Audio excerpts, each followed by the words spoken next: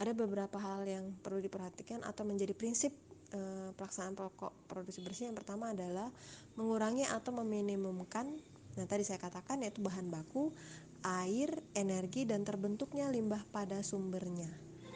Jadi jadi seluruh aspek yang diperhatikan, yang berusaha dikurangi, tidak hanya limbahnya saja. Bagaimana meminimumkan bahan baku, air, energi, dan limbah pada sumbernya. Kemudian pokok berikutnya, yang menjadi prinsip pokok berikutnya adalah menghindari bahan baku beracun dan berbahaya. Karena ketika kita menggunakan bahan baku yang mengandung senyawa B3 ini, tentu saja limbah yang dihasilkan pun juga adalah berupa limbah B3, di mana penanganannya itu akan lebih sulit dibandingkan dengan limbah yang tidak bersifat B3. Kemudian memahami analisis daur hidup produk.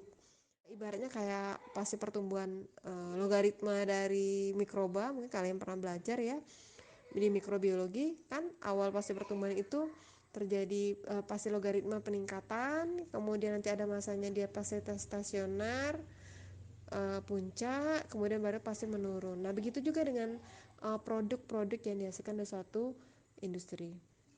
Kemudian prinsip berikutnya adalah menerapkan pola manajemen di kalangan industri dan pemerintah yang telah mempertimbangkan aspek lingkungan. Jadi beberapa industri dan pemerintah itu kadang sudah ada peraturan yang mengatur sehingga mereka mau tidak mau diharuskan untuk mempertimbangkan aspek lingkungan dalam kegiatannya. Ya, jadi ini pun harus diberlakukan atau diterapkan dalam pola manajemennya.